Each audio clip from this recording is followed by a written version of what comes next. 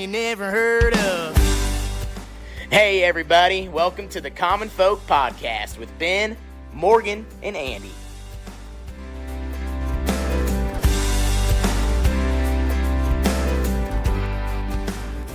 All right, welcome back to Common Folk.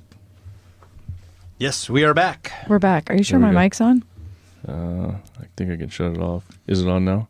Let me hear you talk a little bit. Hello? Nope, it's not. Yeah, there Should we we go. leave it that way? Oh, Sounds better. get yourself in trouble early on here. Wow. My God. See who has the controls. Don't mess. Wow. But these dots normally are lit up. Yeah, it's because we got a memory chip issue. So we're just C and D today, not A and B? Yeah, that's right. All right. Okay. So anyway, Anyway, Taking them behind the scenes, checking out the player. guys, we have some issues. No, I'm kidding. so today, let's just get right into it. So Yeah. today, we've got a return guest. Let me see. What episode did I say that was? 39, friend of the program, Adam Knecht. Adam Yeah, Knecht. thanks for having me 39. back. Yeah, and you said it was November. Yeah, 39 in November. Yep. So we talked to Adam about his fitness company and kind of how that journey's been. And that's still going pretty good for you? Yeah, that's going great. We're super busy, so. Well, they got Good deal. the common folk bump, you know. That's probably what it late was. Yeah. November. He's probably Yeah. you've been able to keep up with the rush. It's been tough. I had to hire a couple of people because they kept saying I get all of the referrals from common folk. Oh, Sounds wow. right. I always tell people that's a good problem, you know, to be a little Totally. too busy. You know. Yeah. You don't want to be the other way. It That's definitely true. doesn't have anything to do with it. It was like the beginning of the new year or anything like that. Oh, no. okay. Health goals are pretty Laid back. minimal on the beginning of the new year. Is Right. that so? It's what? It's the beginning of April right now. So do you actually see that? Like sidebar, do you see right there in the beginning of the year like a big jump and like a lot of interest, and then are you starting to kind of see a little bit of fade, and the people who are really going to stick with it are sticking with it? Yeah, we don't in my business anymore. Okay. So I really, when I worked at a gym early on, Gotcha. that was Yeah. a huge thing. But it was in the area of my business, there was a lot of appointments set, right? Not a lot of a commitment. So you're like, cool, nobody's here. All right, call them. Nobody's answering. Cool. So we wanted to diminish that in our business. But yeah, that's usually the way it works. And Gotcha. Well, and there's a day, it's like February 24th or something, where the majority, over 50% of the New Year's Day resolutions, especially the health goals, they all fall victim to that That day. early? Already in February? Yeah. So, yeah, people go, almost 2 months is how long people can stick to their guns as far as their New Year's Yeah. resolution. It is Nice. hard to, I think we talked about in the episode just to stay consistent and stuff, but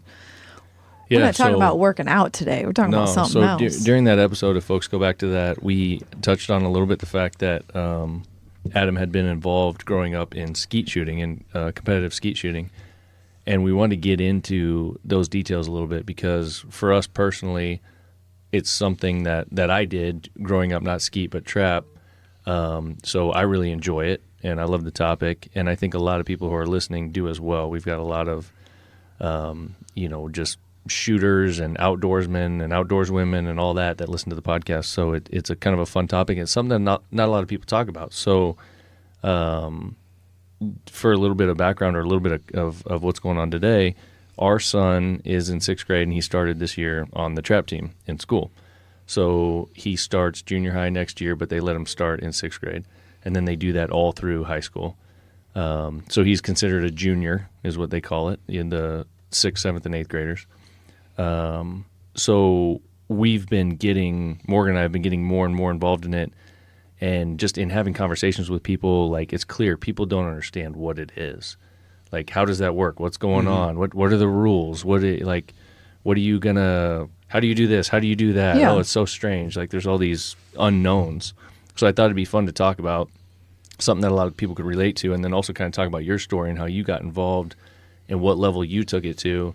And then maybe some specifics about it. I don't know. We'll see what we get into. So that's the whole idea behind this conversation. I mean, even I didn't know. I mean, I knew you did it, but I didn't really know how it would actually work when he's standing up there. I didn't know how many, I didn't even know that thing was called a house. I still don't Right. have all the lingo. Well, so, and you're light years ahead of most, because I feel most people, especially from an urban environment, they're like, You're telling me a 6th grader's taking a shotgun to school and he's shooting it out back? Oh gosh, no. You know what I mean? Right. Yeah. Well, and at some schools, that's the case. Yes. Really? So Yeah. at our small school here, that's not. But Because they have to go elsewhere. well, know what I'm saying? Yeah, here. But surprisingly enough, you head up towards Omaha and you get into some of the big schools up there in Omaha. And they, from what I understand, I haven't seen them, but they have trap houses on the property. Oh.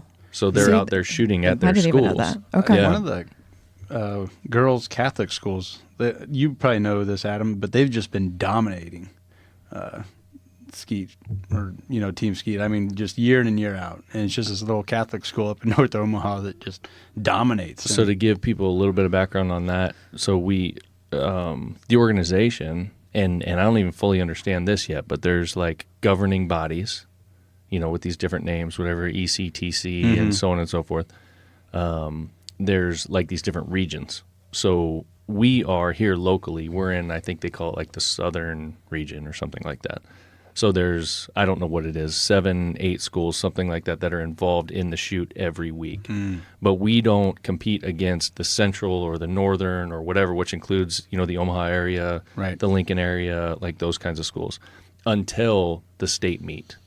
So we all just compete against these same ones for the few same weeks. So, the school you're referencing, whatever those women are, we haven't experienced and we haven't seen them around. Well, your boy would probably lose. So. Yeah, there's a fair chance. He probably would. He'd be just looking around the whole time. man, what's going on? Who are these girls? Hey. So, Yeah, exactly.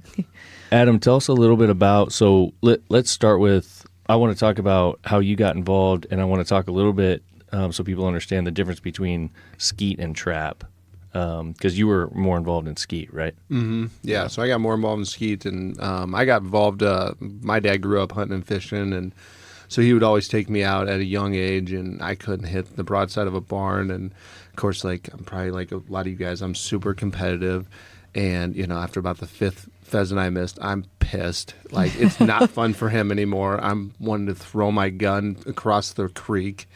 And so he worked with a guy that did some skeet shooting, and he was like, "Oh, you need to get him out. Just learn leads, learn how to like put the barrel in front of a bird, And so I got out there and started just kind of actively shooting that way, and it really just grew. I'd go with him to his league shoots, and then I started shooting in his league a little bit, and just like anything, it just kind of grows on you. The gentleman you're talking about, or your dad, who was in the league?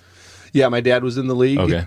with a friend of his that he worked Okay. with at the time, Yep. and that's who kind of recommended, like, we'll take him out and get him shooting a little bit, Yeah. and, like, learning some of this stuff. Yeah. And I did a quick little bit of digging beforehand because I just wanted to see like some things that I didn't know, and that is where it came from. That's where this whole sport got started, was people having been hunting and wanting to hone in their shooting skills for hunting. So it's all around bird hunting is kind of how it all came up. yeah, It makes you a way better hunter. And Yeah, it's gotta be. it's more of a fair deal for the game, too. You're not going to injure or wing a bird, clip a bird. Yeah, good point. 100%. Yeah. Yep. Yeah. So in talking about Trap and Skeet, so you did that when you were first getting involved with these guys and with your dad. Were you guys out trap shooting, or were you doing skeet immediately, or how did that work? yeah. So we stayed more on the skeet side of things. Okay. The lesser people were more on the trap side of things. I so. see. Yeah. Shots already fired. Wow, that's us. No kidding. I'm sure there's some competitiveness There there. probably is. There totally is. But do Yeah. do people not normally do both? It's one or the other. Yeah, usually it's competitively. It's usually one or Okay. the other. I You mean, wouldn't there's wanna do shoots that you do all of them and include sporting clays into it. Yeah. Yeah. Okay. It kind of reminds me of like Navy guys talking to Air Force guys. Right. Yeah. The pecking order there. Yeah. It made sense to me when I started looking into it, because as far as skeet shooting goes, I did trap shooting growing up in high school, and then we've always just had a thrower out here that we just do, and that's more similar to trap, I think, the way we have it set up. But in digging into what skeet is, since we've been involved in it with Joel shoots an over-under, so a double-barrel shotgun, and a lot of the kids just have a single barrel, whatever it is that they're shooting. And I've been questioning, like, why do these kids? Is there even a double barrel offered in a trap gun? But that's the reason why it's skeet. Mm-hmm. I think that's got to be it. Yeah, usually. Yeah. And if you get into like doubles, right? Yeah. You need to. But even in like in trap competition, I don't know if they even throw doubles. I haven't seen any of that. Do they? Yeah. Okay. Yeah, they should. Okay. So we haven't gotten into that yet, I guess. Yeah. But as far as the difference, so like just the basics. So trap, you've got a trap house out there to start with 16 yards ahead of you. There's 5 positions kind of in a half circle setup. And one by one, each person takes a shot with 5 shots at each position. And you don't know what direction the clay is going to go, but you know where it's coming from. And that's pretty much the basics. So you holler for it, you take your shot, you hit or you miss, and the next person goes, and you do that 5 times at 5 different stations for a total of 25. So that's kind of the gist of it. Does that explain it? Is there any other input on that? No? No, I was just trying to think. You said that. Good. Yeah. So Yeah. that's the Yeah. basic. And then it does get a little bit more complicated with handicaps and so on and so forth, Yeah, but I that's still the don't get that. basic. So then what's the basics of skeet? I'm not very familiar with that. Yeah, so the basic of skeet is the difference is there's a high house where the trap is sitting up about 15 feet high, and then there's a low house where the trap's about 4 foot off the ground. And there's 8 stations that basically make a half moon, goes from one end to the other end, from the high to the low. And depending on what station you're on, so station 1 and 2, you shoot 4 targets. Station 3 through 5, you shoot 2 targets. 6 and 7, you shoot 4, and then 8, you shoot 2. If you run them all, you'll shoot 3 at station 8. So Okay. if you miss one of your first targets on the round, you'll reshoot that target. That'll create your 25th target. Okay. But they come out of both angles, so they come out of the high and the low, and you always know where it's coming from. That's really the biggest difference, and there's just a lot more angles to it than there is with trap. So is that those throwers, are they out in front of you and throwing away from you?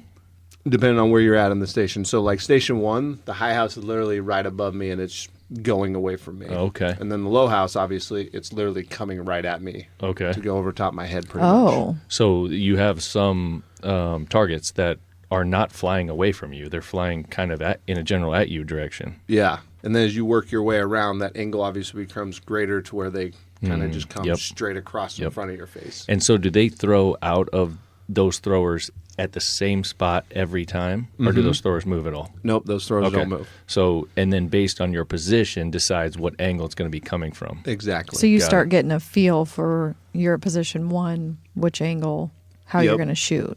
Yeah, 100%. Yeah. Yeah, so that's where hold points and focal points are so big on that sport. Yeah. And as you were talking about earlier, you're joking a little bit, but like, oh yeah, this is the superior sport. But really, like, if you're a shooter and you think about that, I can see how that would be a whole lot tougher. I mean, you got targets are going to be coming faster at harder angles, at you, away from you, all kinds of crazy things, right? For sure. But you'd also know where it's going, right? Trap, Sure. you don't necessarily know the exact angle. You Yep. know where it's coming out of. Yep. But it might be coming out of a right angle, left angle, straight, whatever. So, Yeah. So both of them kind of have their unique absolutely. deals that would help build your skills. But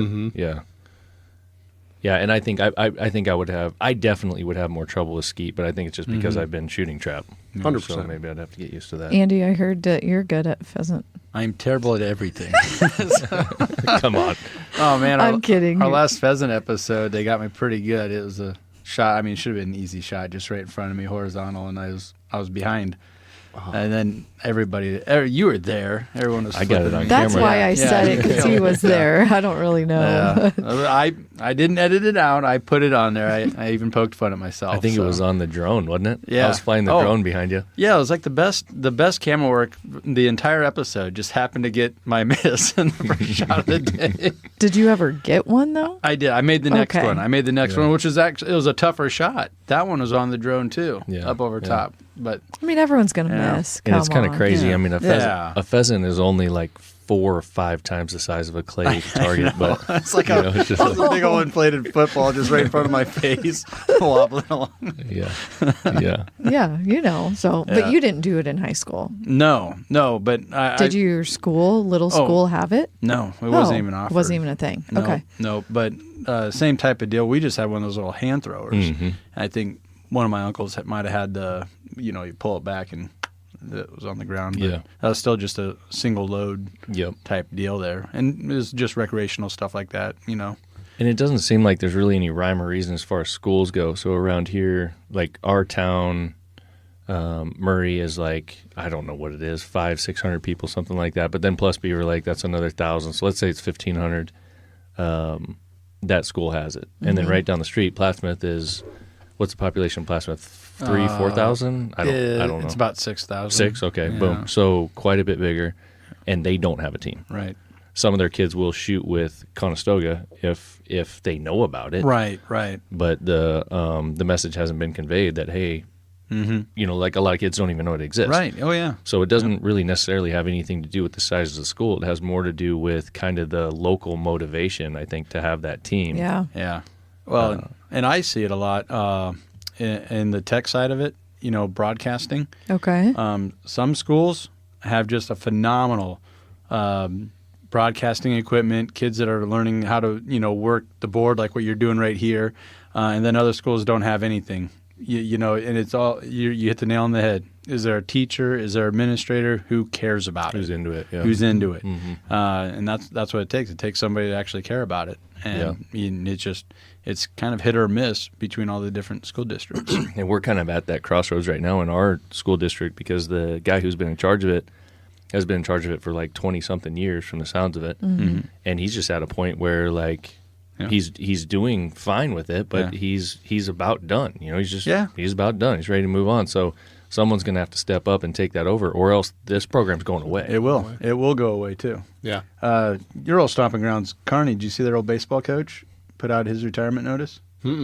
So the guy that started high school baseball started the program at Kearney, a Class A school, like you're saying. Like, how can a Class A school not have baseball? Well, this one didn't until 5 years ago. The longtime Legion coach, God, his name's escaping me, but he was a part-time, or what do you want to call it, sub-teacher and assistant coach on the football team and track. And he finally got baseball put through, and he made the commitment to him, like, look, I'm getting older. He's coached baseball for 42 years. Wow. But he finally got the program up and running and said, I'll do it for 5, and then I'm handing it off. And I think there's already a little bit of worry going on out there, like, someone's got to pick this up, Yeah. or it's just going to go away again. Really? Yeah. I didn't know. And that's baseball, which people Yeah. But know it's the same and story, understand. like what we're talking about. Yeah, here. exactly. Yeah. Yeah. So, So- with a sport that's not as common, I would think that would be harder to keep Yeah, going. for sure. Yeah. To have the interest and Yeah. the backing and all that. So back to what you had going on, Adam. So you were saying your father got you involved and you were out there shooting with their league and so on and so forth. Were you like junior high-ish age, high school age at that time? What was the... No, I was maybe just into junior high, 11 Okay. or 12. Okay. Yeah, so when I first started, I had to be probably younger than that when I first started, probably maybe 9 or 10. Yep. Because I won the world championship at 12. Okay. So So at that point, as you started getting more and more involved in it, it didn't have anything to do with your school at all. It was just kind of a separate league, right? yeah, our school didn't have anything to do with it. Gotcha. So I So don't know you're- anybody around there that actually has a team Okay. outside of Donovan, where the state The trap state is, shooters. yep. So, so you're getting involved in that. You're shooting with this league, and then just kind of like, what happens next? Like, how do you decide to kind of take that next step and get so serious with it? Yeah, I don't know. It just kind of was a progression. So I shot some leagues, and then we started shooting around the state. Obviously, I'm from around the Grand Island area, so we shot at a club called Indian Island out there, and then we'd do some Lincoln shoots and some Omaha shoots in North Platte. Those were the 4 main places that they did skeet shooting. I probably did that for a couple of years, and I don't really remember, but what my dad tells me is that the Olympics were on, and for some reason I said, it'd be cool if they had shooting in the Olympics, you know, and then I probably just ran and played something. Yeah. Well, he actually looked it up and found out that there is like the sport of trap and shooting and all that stuff in the Olympics. And so without telling me, he was like trying to figure out, well, how do you get down to Colorado Springs and go down to the Olympic Training Center? How do you even get started in this? And well, one of them is winning like a world championship within the United States, and you get an invitation. So we booked this. I've never shot out of the state of Nebraska, and he randomly books this family vacation to McConnelston, Pennsylvania, when I'm 12. Of course, we don't fly. We have to drive there. Oh, jeez. Yeah. I mean, That's imagine a how hike. that went. And so we end up getting there, and I randomly actually just won it, and never thought that would happen. And of course, on the way home, they're like, well, here's the reason why we did it. And they were Oh like, my gosh. yeah, they're like, we thought like this would just be a good experience. We would tell you why we did it. Maybe down the road we Right, would see right. this happen. But Yeah. they're like, you're probably going to get a call. And I got a call from the coach probably about a month later. And I think it was in December. We went down to the Olympic Training Center and did some shooting with him. And he put me on their national development team. And That's wild. But where was the training at for the Olympics? Or the Olympic training team? At the Yeah. time, it was down in Colorado Springs at the Olympic Training Center Okay. down there. That's where their base was. It's now up in Michigan is where all the Okay. shooting athletes go. So you would just go there like a couple times or for a week or what? Yeah, so American shooting and international shooting is completely different. Oh. And so where I shot was set up for American, but it was not set up for international. So I would go down there, I think if I remember right, the first probably about 2 to 3 years, probably 2 to 3 times a month. where Oh, we would go down goodness. there. Yeah. Okay. And we did sponsorships and had people that helped pay for some of that stuff. But and then we finally got the Indian Island or Nebraska Heartland Shooting Park now talked into buying some different traps, some international things, so I could practice out there and make it a lot more. So they were really helpful in the development of that and buying some of that stuff to make that work. Because then when you went to compete, it was 100% different. 100%, yeah. So what was different since you explained a little bit earlier? Is it easier to explain or no? Yeah, so the layout's all the same. So there's Yeah. still high-low, 8 stations. The difference is in American Skeet, you start shouldered gun. Here you got to start with the gun at your hip. And then when you call pull, there's up to a 3-second delay. So you don't know when the target's coming. It Oh. could come instantly. It could second and a half. And you can't move until the target's visibly sought. So you can't draw your gun or pull it Right, up. until you see the target. Out of American Skeet, they're running right around 52, 53 miles per hour coming out of the house. In international, it's 74. Holy cow. And then they're just a little bit smaller of a target, so which makes them actually the circumference of them harder. Right. Wow. Yeah, it's a So- lot different. To rewind a little bit, I have a couple questions. So that early on, from the time you started shooting with that league and to the time that you went to Pennsylvania, you said, how long had you been shooting? Probably like probably right at 3 to maybe 3.5 years. Okay. And you had won some kind of championship prior to that? Just some like local state Okay. stuff. Okay. And your parents just thought, like, he seems like he's good enough. Let's go hit a national. pretty much, Yeah, yeah. It was yeah. it was such a random thing. Right. Yeah. So that's what I'm getting at. So that's kind of cool. So the gun that you were using, do you remember? Yeah. So did you start with something and then change it by the time you went to Pennsylvania, or how did that work? No, so my dad was always a big believer in, if you can hit something with a 410, you can hit something with a 12 gauge, right? And Okay. so literally when I went there, I had a 3-set 1100 set, so shotgun, so it wasn't over and under. So which, when you say 3-set, you mean 3 different barrels? Yep, for so I had 3 a different 410, chokes? 28, and 20. Oh, gotcha. Okay. So he didn't even allow me to shoot a 12 gauge just because of my age, and he didn't want me to start flinching or anything like Yep, that. And yep. so when I went, I had that, which everybody else is shooting these Perazzi's and $5,000 and $6,000, $7,000 guns. Yeah. I got like probably $800 at the time. 1100. Yeah, Yeah. 1100 Winchester and Yeah. semi-auto, and so and then I ended up winning the 12 gauge with the 20 gauge, and That's crazy. Oh Yeah. my gosh, that's so With a 20 awesome. gauge, that's great. yeah, That's it's wild. funny. I got this little picture of me on the podium with like a Nebraska hat, and I look like I'm 4. I bet, People were because how probably- old were your competitors? 25, Any age? 30, yeah, Shoot, Oh, you're it was 12? all ages. yeah, yeah. I mean, you're kind of acting really modest here and really like not bragging on yourself at all, which is great. But like, I mean, this is a big deal. That's pretty wild. like, really. it's kind of crazy. Yeah, it was fun. You're like, like it's no big deal. No, that's a big deal, I think. I mean, So a you- 12-year-old going up against 25, 30-year-olds. Well, not only that, but and we'll get into, or I don't know if we'll get into this or not, but after we get done with this podcast, we're going to go out and shoot a little bit, and we're going to talk a little bit about that too. But watching that 20 gauge versus 12 gauge, even in the current competitive market, it's a game changer and maybe you'll talk a little bit about that, how different you feel about those. But Joel's shooting a 20, and that's what we're trying to bring him up on. But that's why I was just curious about that, because you see, like you said, you see all these crazy guns. I mean, there's kids out here, there's high school kids that we see with $12,000, $15,000 shotguns, you know. And I mean, we're shooting a gun that I bought him for Christmas for like $700, which, you know, 10 years ago was probably a $300 shotgun. Right. You know what I mean? It's just that everything's going up in value. But he gets the job done, and we go with it. And he's doing good. He's doing fine. Yeah.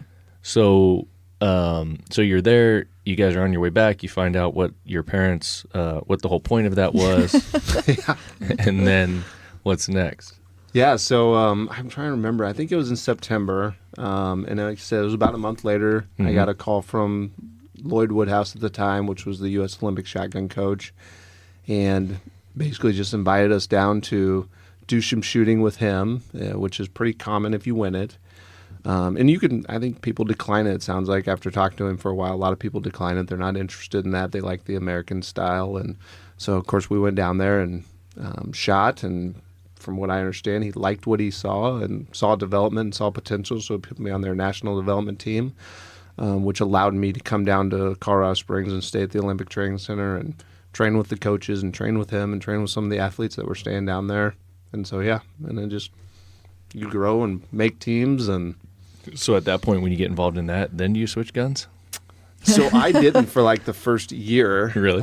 Yeah, because, you know, I was so new that, you know, and I mean, cost money, obviously. I mean, $12,000, $15,000. Yeah. My family didn't, I mean, we didn't grow up with that type of money. So I shot that for probably the first 2 years.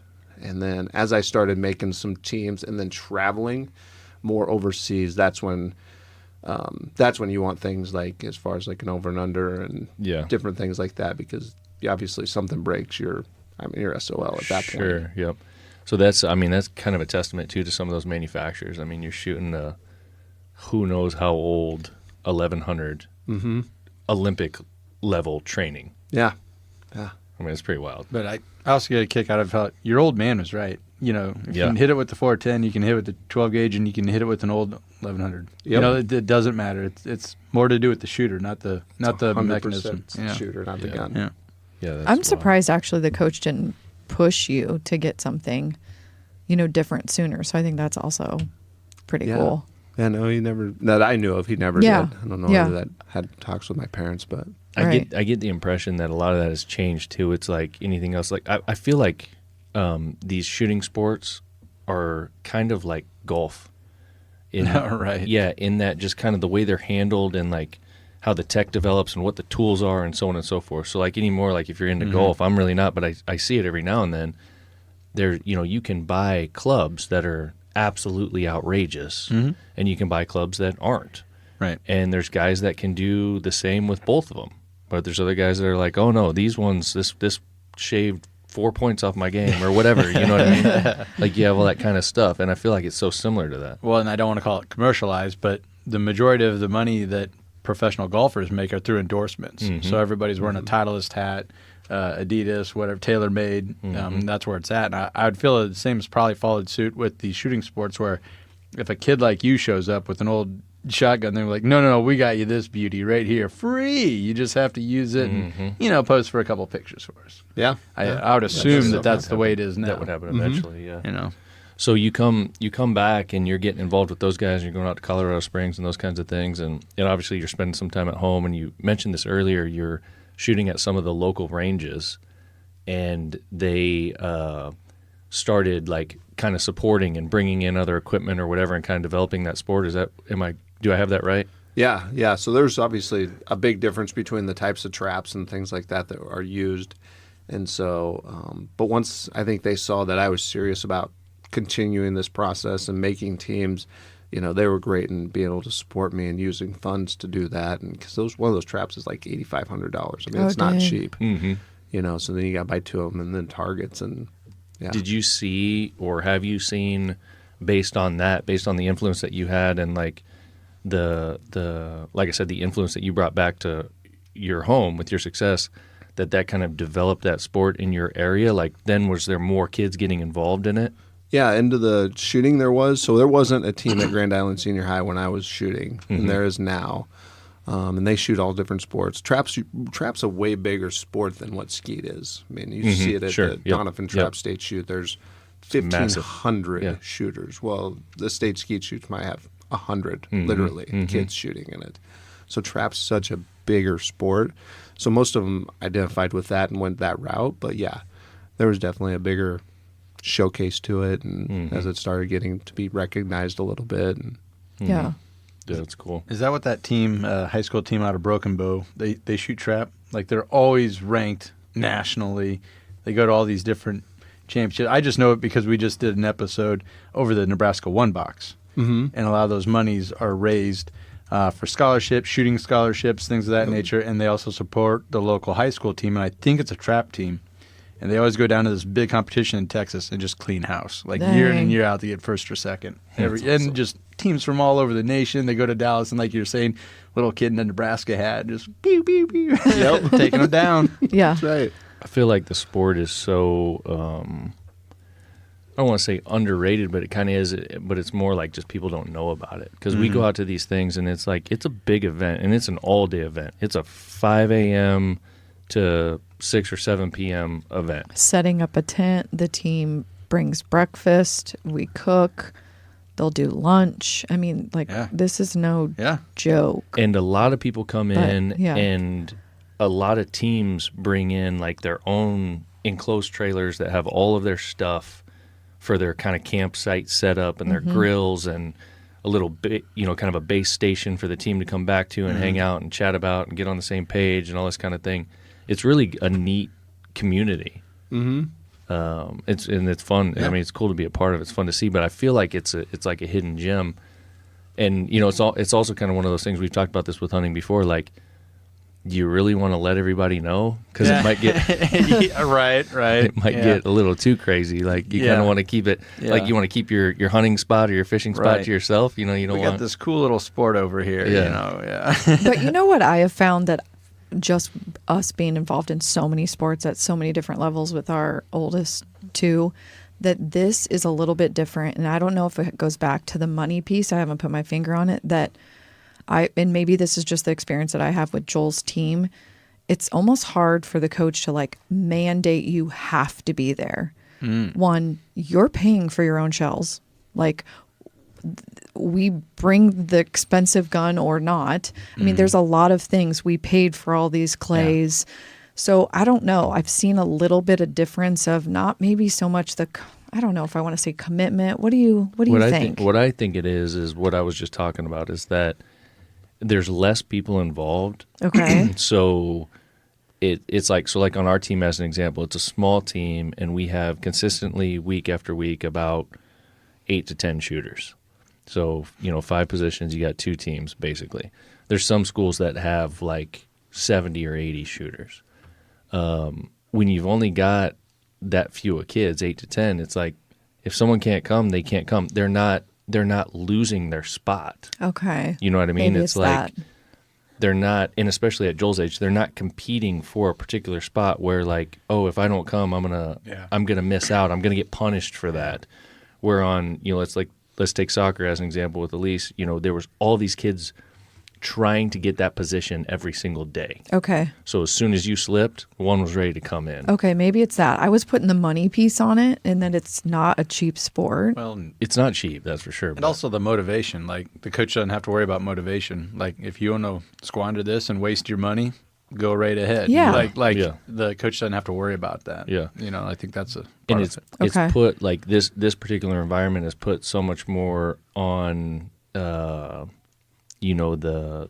kid itself in terms of like their actual commitment, because knowing that, oh, I can miss this, or I don't have to do this, or don't have to do that, and I'm not going to have a consequence. Knowing that, but then still making the decision to stick with it because you want to, because you should. Yeah. You know what I mean? It's kind of like there's a little bit different lesson there. Okay. Yeah, and it also kind of goes to responsibility, I think, here, Adam, where the student or the player and the parents take on a lot more responsibility rather than the coach, everything being thrown at the coach. Like, if he doesn't make that shot, you're not going to complain to the coach. Like, maybe if all the students are missing consistently, you might have something to say to the coach. But on this, I think it just the responsibility factor really gets shifted back to the actual individual too, For sure. which is probably a good thing. And I would imagine that some of these bigger schools where they have all of these kids, it definitely is more competitive because Okay. they do have a ranking. Mm-hmm. And if you're And just that's not the committed, then handicapped. you're going to lose that ranking. Right. Handicap has something to do with it, but yeah, it's just Okay. your results It's and your like a commitment. varsity JV. Yeah. Oh, yeah. And competition's okay. good too. Like we're not saying competition isn't good. Yeah, I'm Oh, just yeah. saying at the school that we go to, and probably a lot of people listening to this, and just a smaller program, you just don't have that pressure. Okay. You know, Yeah, and you have to that's true. that pressure has to be Internally within driven. you. Yeah. Yep. Yeah. Gotcha. Yeah. Yep. I was going to say, but back to your story. So then how long did you said you trained in Colorado Springs. So that honestly, if you lived close to Kearney, right? That's not a huge truck, like 5 hours, right? No, it's about 8. Oh, is it? Mm-hmm. Oh, because I feel like it's 8 from here. Okay. Not to Oh, but Colorado all, Springs. Yeah. oh yeah, all the way up. Okay. I was just thinking, well, it's not that bad, but, so then you trained there for how many years or how long did you get to do that? Oh gosh, probably 10, 12. Jeez. Okay. Mm-hmm. So, but at any point they could have been like, deuces, see you later. Yeah, I mean You you have suck. you have to earn your Exactly. earn your way so into you there. stayed. Yeah. Okay. All right. So they liked you enough to keep you that long. Yeah. Okay. Yeah. Or I worked on it enough, one of the two. There you go. Yes, it's probably that. They liked me. Yeah. So what would be like, if you think through that, you said those 12 years that you were shooting or whatever the case may be, like what would be some of the high points there that you were able to experience or achieve as you kind of went through that program? Well, the one is just, I mean, be honest with you, seeing the world, but I didn't take advantage of it, right? I mean, I was 12, 14, 16 years old. I didn't really understand that, not everybody gets to do this, right? And 27 different countries in that time frame. And, but that was a big one, right? And then you got a lot of experience of just traveling on your own, responsibilities, like growing up fairly quickly because they were putting me on a plane to Germany and like, there's nobody to hold your hand. You better. Would you go? Like sometimes would they send you and your parents couldn't go? 100%. Yeah. Yeah. I mean, I remember many times driving down Colorado Springs by myself and leaving after school on a Friday and literally not getting there until 11 p.m. midnight. And And then have to shoot in the morning. yeah, shoot in the morning, shoot Sunday, and then drive back because I got school on Monday. Oh man. Yeah. And then you had to, obviously you're bringing your gun. So, I mean, maybe that's a normal thing on flights today. I don't know. But do you just pack a gun and they check it and that's that? Yeah, a little bit. I don't know Yeah. if I'd say you pack a gun. No, but I That mean may like not go well. Yeah, but no. What I mean is like you pack it in a case is what I mean. Like you And don't check it. Yeah, Yeah, it's a concealed case, and there wasn't really a whole lot of stuff back then when I was shooting too much. It was a little Yeah, it's changed a at lot. 9/11. It was a little Yeah. tricky then, yeah. because you notify the TSA that hey, this is a firearm and it's in a concealed case and all that, but you'd see people around Yeah. you like Oh, yeah. What's looking this and guy like doing? what Yeah, but you don't touch it until you hit your destination, and yeah. so. So getting to travel the world and seeing all that stuff, that sounds awesome. What do you like? What kind of things did you get? Like awards did you achieve or whatever that you felt like you were most proud of? Ooh, that's a good question.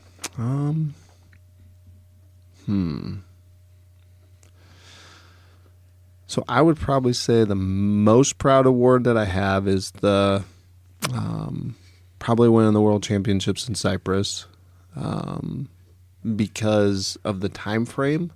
So Cyprus was a March event over there, which was nice weather over there. Okay. Well, you can imagine what January to March is in Nebraska. Mm-hmm. And so, like, there was many days that I'd be out in 10, 15 degree weather, and I'm shooting in short sleeves and a T-shirt, right? Because I'm trying to mimic what I'm doing over there. And if I got a heavy coat on, it doesn't mimic what's going to be over there. And so I Okay. get bound up Okay. shooting. Yep. And so I remember many days just sitting there freezing and wondering, like, oh, man, is this worth it? And, to go over there and do that and to win it and, do those things, it's just, it brings out that, right? Like, you can do whatever you set your mind to. Yeah. like it And- paid off. Yeah. And it was just, that's probably the most memorable one. How old were you when you went through that? 16. Okay. Yeah. That's wild. So, Cyprus is where? So north, well, western, not quite to Russia. Okay. Oh, So I Sweden, had no idea. Up in that area. Okay. Yeah. Yeah. Wow. Interesting. Yeah, that area has been in the news lately. So. Finland. Yeah. I think we actually went from Cyprus to Finland. So afterwards.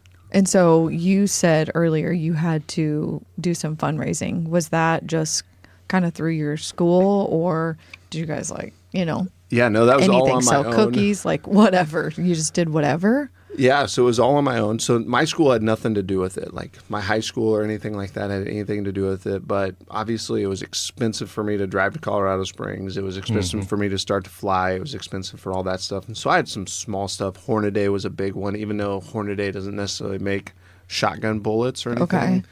They actually sponsored me and helped out and like, yeah, Oh, nice. we'll donate XYZ amount of money for you to be able to do this. Huge. And I told you Heartland Shooting Complex at that time it was Indian Island. They bought those traps out of their funds to, help support me in doing that things. And so, yeah, there was a lot of people that the owner of Chief Industries, which was a good friend of mine that we hunted with a lot of times, he was a Virgil Ihusen. And the Ihusen family, they donated a lot of money for me to just be able to travel and do all that. So you couldn't have a job No. I was going to say, I don't want to say a normal teenager, but sometimes teenagers have summer jobs. So this definitely took the place of that with all your dedication and everything you needed to do. Yeah. I mean, I was probably only in from basically April to September. I might have been in the state of Nebraska maybe 25, 30 days. I'm surprised you didn't ever just move there.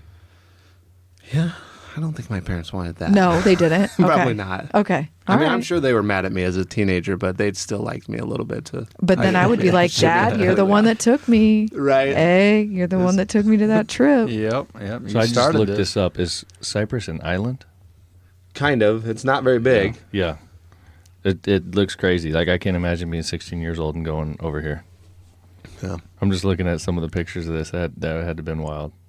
Yeah. Pretty yeah. cool. It's one of those where you wish you were a little older so you appreciate it. Yeah. Because I was so young that I'm like, well, whatever. Yeah. Who cares about heritage? And Right. Everybody goes to Cyprus once or twice. right. Whatever. Right. I think it's interesting, the point that Morgan brought up too about work and stuff. So you're going through that and you're training, and obviously that's your life. When do you feel like you got your first real job? Whatever you would call a real job. College. Okay. Yeah. So I got one in college with Cabela's. So Okay. kind of as a staff person on their hunting and shooting and marketing for them and things like that. And then I also worked I don't even know if I'd call it work. I may have worked there 3 days a year. Yeah. Or Yeah. a month. Mm-hmm. So, but yeah. Yeah.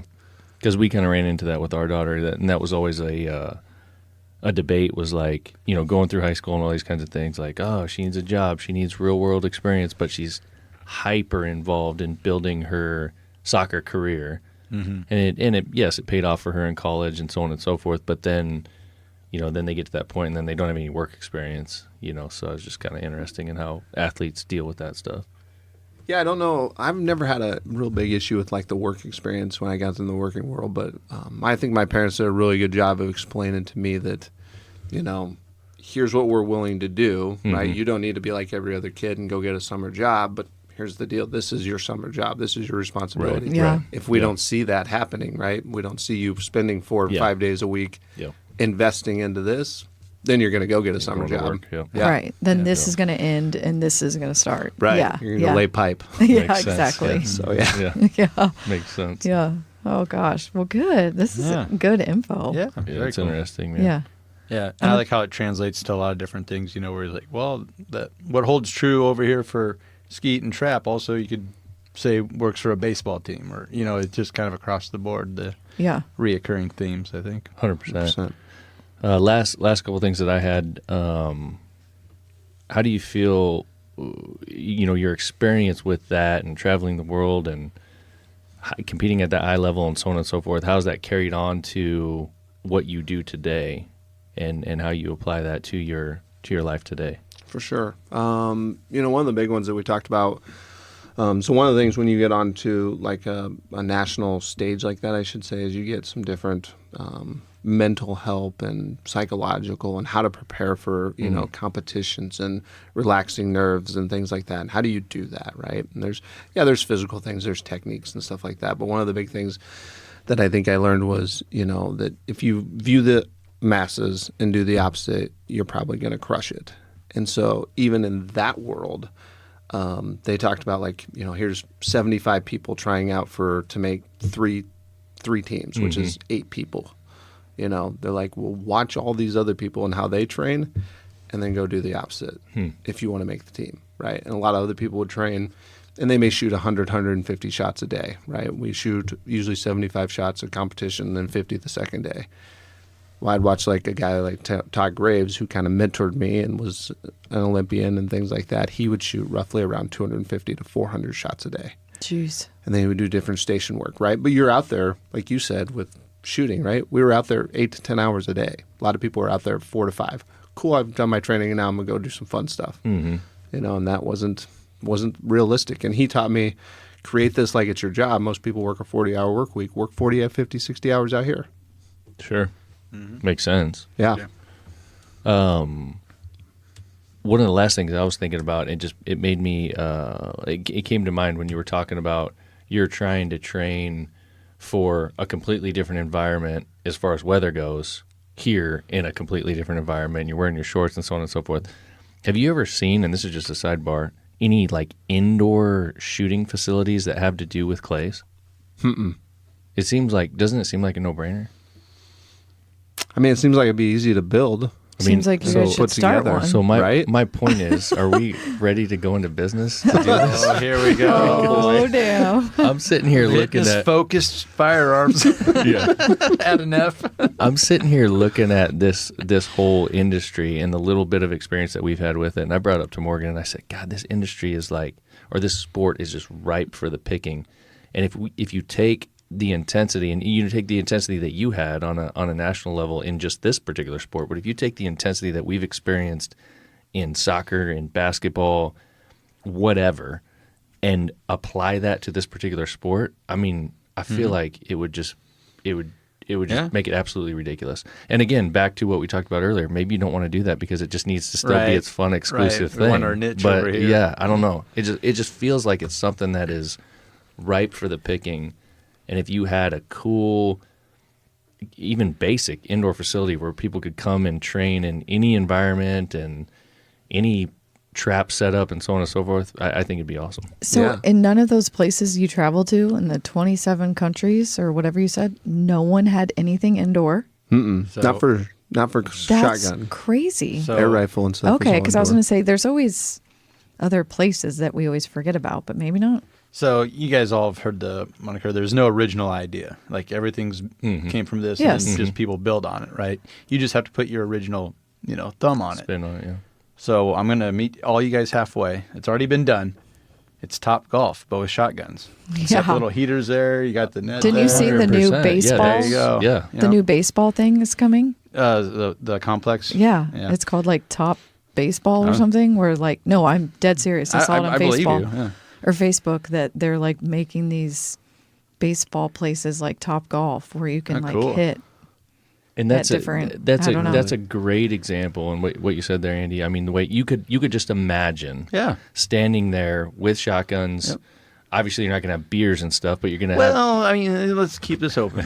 you're going to have your appetizers and all of your event, all these kinds of things, and that would be a perfect environment for that. Yeah. Right. Yeah. Yeah. And it'd be fun as heck.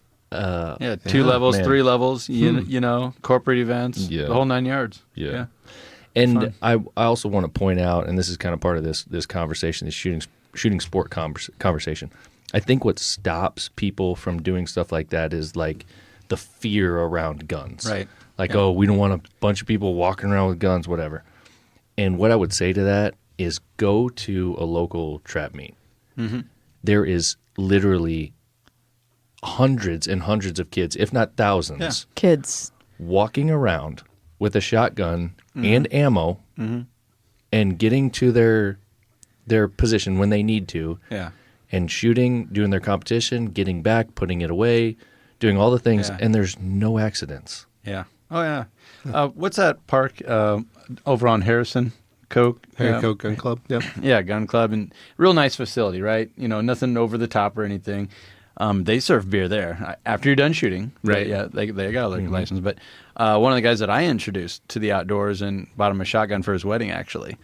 You bought a guy a shotgun for his Yeah, it was invite pretty you cool. to my wedding. It's a good gift. You'll be Yeah, invited. yeah. Well, I Yeah. took him. I took him. Andy's totally coming. I took him turkey hunting, and he just loved it. And then his wife really liked being outdoors too. So I'm like, let's just make this for real. And I got him a shotgun.